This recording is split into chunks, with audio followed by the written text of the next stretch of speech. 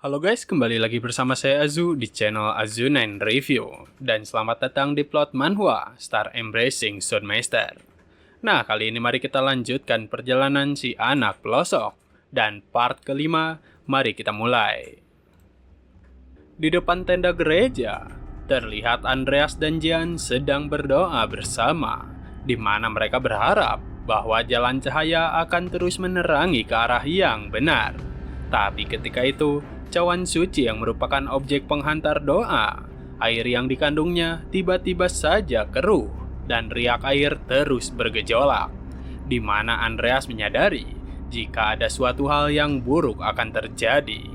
Karena nyatanya, dari kejauhan tempat mereka berada, dari balik kabut malam, terlihat sesosok yang sedang melangkah, di mana ia dipenuhi oleh aura kegelapan. Karena nyatanya, itu merupakan sesosok hantu wanita yang terus-terusan mencari anaknya. Kembali ke tempat Vlad berada, terlihat sesosok mayat bersiap menyerang, dan Goethe, ia sangat ketakutan akan hal itu. Tapi dengan cepatnya, sosok mayat itu langsung terbelah, karena Vlad, ia langsung bergegas menolong Goethe. Meski begitu, mayat-mayat hidup yang lain, mereka mulai bergerak, di mana mereka berdatangan untuk mengerumuni Vlad. Tapi dengan keahlian pedang miliknya, Vlad berhasil mengalahkan kerumunan mayat hidup itu. Melihat Goethe yang hanya terdiam saja, Vlad berteriak kepadanya untuk mulai mengambil tombak, karena saat ini dirinya perlu untuk bertindak. Namun karena Goethe tidak bisa bertarung, Vlad menyadari jika keadaan kali ini benar-benar cukup buruk, di mana dirinya tidak bisa maju menerobos ke tempat prajurit berada. Bahkan ia bertanya-tanya akan kondisi dari Tuan Jaeger. Meski Vlad mengkhawatirkan Jaeger, nyatanya Jaeger berhasil mengalahkan para mayat itu. Tapi dari banyaknya mayat hidup, para prajurit tetap saja mendapatkan serangan, di mana Jaeger menyadari jika mayat-mayat itu tidak ada habisnya. Melihat kondisi itu, Jaeger mengetahui jika orang-orang itu pasti telah menaruh jebakan dengan sangat terencana, di mana meski dirinya tidak tahu akan siapa dalangnya, tapi target mereka sangatlah jelas. Dan karena itu jugalah, Jaeger tidak memiliki waktu untuk ragu-ragu, di mana dirinya mulai menggunakan aura, dan dengan kemampuan auranya itu, ia langsung menebaskan tebasan kuat terhadap mayat-mayat tersebut. Melihat tindakan dari Jaeger, mental para prajurit tentu saja kembali membaik, karena saat ini Jaeger bertarung bersamanya. Sedangkan Jaeger yang terus membersihkan para mayat hidup, dirinya kemudian berteriak kepada Vlad, di mana ia meminta Vlad untuk menepati janjinya.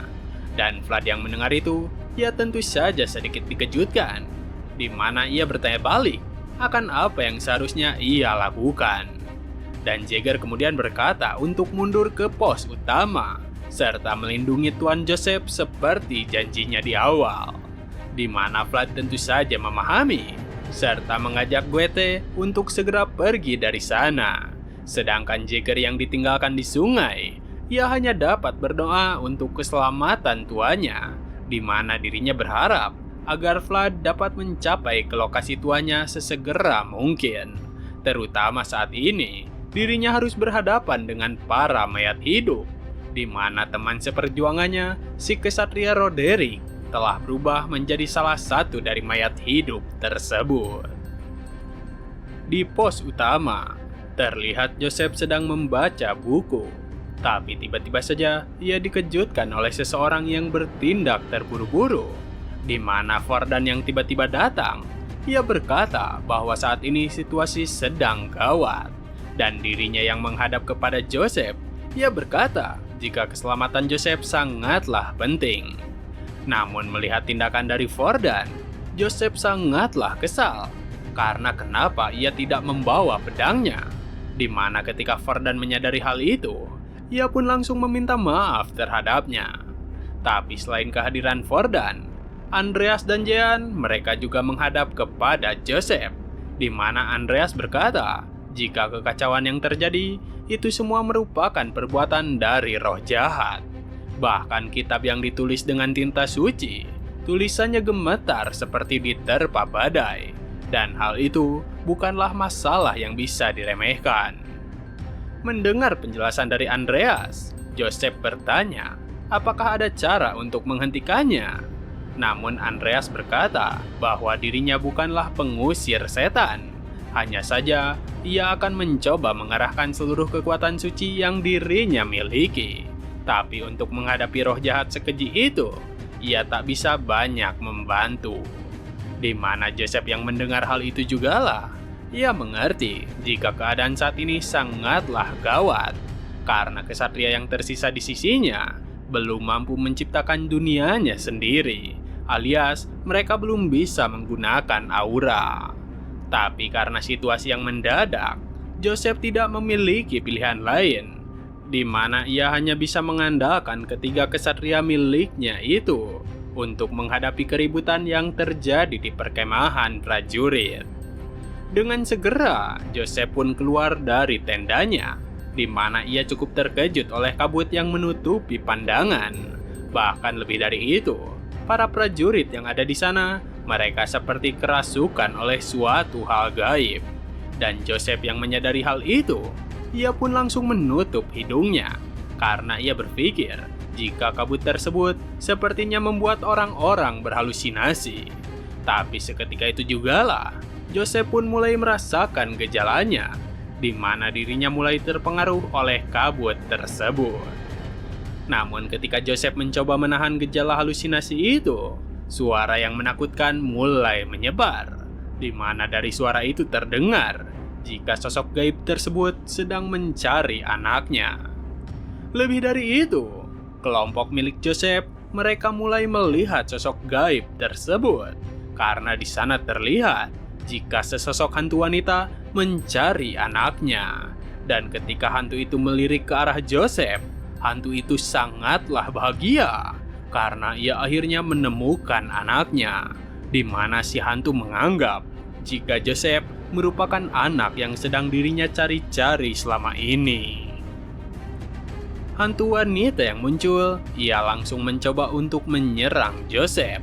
Namun dengan segera, Andreas dan Jean, mereka langsung mengaktifkan perlindungan sucinya. Di mana dari hal itu jugalah, mereka berhasil membuat pelindung suci untuk menghalau hal yang terkutuk. Bahkan karena hal itu jugalah, Joseph sungguh tertekan oleh situasi, karena ia menyadari jika kesatria yang ada di sisinya saat ini benar-benar terlalu lemah, terutama mereka sekarang telah terkapar tak berdaya oleh kekuatan hantu terkutuk tersebut. Selain itu, Joseph yang memperhatikan hantu wanita itu, ia menyadari jika apa yang dilihatnya memang merupakan kutukan keji yang ditunjukkan kepada dirinya. Hanya saja ia bertanya-tanya akan siapa dalang dibalik penyerangan itu. Waktu terus berlalu, dan Jean, ia telah kelelahan karena menggunakan terlalu banyak kekuatan suci. Namun Andreas berkata untuk tetap bertahan, karena ketika matahari terbit, semua gangguan pasti akan lenyap. Dan melihat jika hantu itu mulai menerobos pelindung, Jean mengerahkan kembali kekuatannya, di mana dengan darah miliknya, ia memperkuat pelindung tersebut. Hanya saja, Joseph yang ada di sana, ia memahami jika pendeta Andreas sekarang telah mencapai batasnya, dan pelindung itu takkan lama lagi pasti akan hilang. Dengan itu jugalah Joseph semakin terpojokan, karena apa mungkin dirinya akan mati di tempat tersebut, terutama malam masihlah panjang.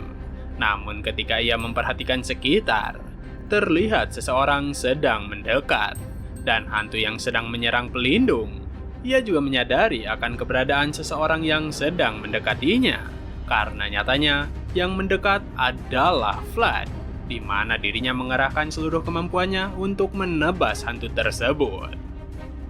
Kembali ke beberapa menit sebelumnya, Vlad yang hampir sampai di tenda prajurit, ia menyadari jika hantu wanita itu sedang menyerang kelompok Joseph. Dan melihat hal itu, ia bertanya kepada suara yang ada di dalam pikirannya akan apa yang harus dirinya lakukan. Tapi suara itu berkata bahwa pedang biasa takkan bisa melukai makhluk tersebut. Dengan itu jugalah ia bertanya, apakah Vlad bisa menggunakan aura? Namun mendengar hal tersebut, Vlad tentu saja menjawab, jika itu merupakan hal mustahil yang bisa dirinya gunakan. Di mana suara itu pun kembali berkata, jika hanya ada satu cara untuk menghadapi hantu tersebut, dan itu adalah meminjamkan tubuh milik Vlad kepada dirinya. Mendengar perkataan itu, Vlad bertanya dengan heran, apakah hal itu mungkin dilakukan? Dan suara itu pun menjawab, jika dirinya bisa menggunakan aura, hanya saja ia tidak mengetahui dampak apa yang akan diterima oleh Vlad. Bahkan jika dirinya berhasil, pasti akan menyebabkan Vlad takkan bisa bergerak sementara. Mendengar penjelasan itu, Vlad pun berkata, jika dirinya tak bisa membunuh hantu wanita itu, Jagger pasti akan membunuhnya. Dan karena tidak ada pilihan lain, Vlad pun tentu setuju untuk melakukan saran tersebut. Karena ia telah berjanji kepada Joseph, di mana ia akan mengabdikan dirinya dengan keyakinan terhadap Jagger dan Joseph. Karena hal tersebutlah, Vlad sekarang langsung menerjang ke arah hantu itu. Di mana hantu yang menyadari lokasi Vlad, ia kembali meraung ke arahnya. Dan Vlad, ia langsung merasakan aura dan ingatan buruk dari hantu tersebut. Hanya saja, ia kemudian mengikuti perkataan dari suara di dalam dirinya, di mana ia menutup matanya serta memasrahkan tubuhnya kepada si suara. Dan dari itu jugalah kilatan listrik terjadi, karena saat ini Vlad langsung mengaktifkan aura pedang. Serta dengan segera, ia mempersiapkan ayunan kuat dan menebaskan pedangnya terhadap hantu tersebut. Tapi ketika itu pula, Vlad langsung terjatuh dan dirinya langsung mendapatkan rasa sakit di sekujur tubuhnya. Melihat Vlad yang terjatuh, Joseph langsung mengkhawatirkannya. Bahkan ia cukup terkejut dengan apa yang Vlad lakukan, di mana ia mengetahui jika Vlad menggunakan aura. Meski ia tidak tahu bagaimana cara Vlad melakukannya, tapi dirinya yakin jika Vlad telah berkorban besar untuk mendapatkannya. Namun ketika itu juga, hantu wanita yang diserang oleh Vlad, ternyata ia masihlah bertahan, di mana dirinya bersiap untuk menyerang Vlad. Dan melihat situasi itu, Joseph pun langsung bertindak, di mana ia langsung berlari untuk menolong Vlad, serta ia memerintahkan Andreas untuk tetap mempertahankan pelindung sucinya. Dengan segera, Joseph langsung membopong Vlad, di mana dirinya mencoba untuk membawa Vlad ke dalam pelindung suci. Namun di sana, hantu wanita itu belumlah menyerah, dan ia langsung menahan kaki milik Joseph. Dan karena kejadian itu pula lah, Joseph pun mulai terjatuh, di mana ia menyadari jika dirinya ternyata benar-benar lemah. Hanya saja ketika itu, tubuh Joseph ditarik oleh seseorang, dan Fordan, ia meminta maaf kepadanya, karena nyatanya ia langsung melempar tubuh Joseph dan juga Vlad. Dan dari kejadian tersebut, membuat hantu wanita itu menjerit marah kembali. Namun tentang Vlad dan Joseph, mereka berhasil dilempar tepat ke dalam pelindung, dan Joseph mengungkapkan rasa bersyukurnya kepada Fordan. Tapi meski begitu, itu semua belumlah berakhir, di mana Vlad mulai berdiri serta mendekati Andreas, dan ia kemudian meminta tolong kepadanya untuk memberikan blessing terhadap pedangnya. Terutama yang perlu dilakukannya saat ini adalah mengembalikan wanita itu ke alamnya.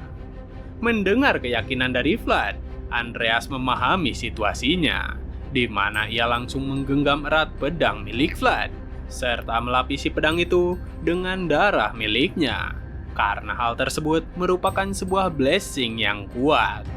Dan dengan itu jugalah, Vlad pun berterima kasih kepadanya, serta mulai berjalan keluar pelindung, di mana ia kembali menghadap ke arah hantu wanita itu. Bahkan terlihat jika hantu itu terus meronta-ronta untuk menemukan anaknya. Melihat kesedihan dari hantu wanita itu, Vlad mengingat akan apa yang dirinya rasakan. Karena meski hanya sesaat, ia melihat kepingan ingatan milik si hantu, di mana di sebuah penjara yang gelap, wanita itu dikurung di sana, dan anak yang dilahirkan olehnya, mereka terkapar di lantai yang dingin. Meski ia ingin meraih anaknya, yang bisa dirinya lakukan hanyalah memohon kepada siapapun untuk mengembalikan anaknya itu. Hingga akhirnya, di dalam ingatan mengerikan tersebut, wanita itu menangis melihat anaknya mati kedinginan di depan matanya sendiri. Dan karena hal itulah, Vlad, ia ingin mengakhiri penderitaan wanita tersebut, di mana ia ingin memberikan peristirahatan yang tenang bagi dirinya. Dan dengan itu pula lah, wanita tersebut meneteskan air matanya dan beristirahat dengan tenang. Karena saat ini, semua penderitaannya akhirnya menghilang. Terutama semua makhluk yang memiliki niatan jahat.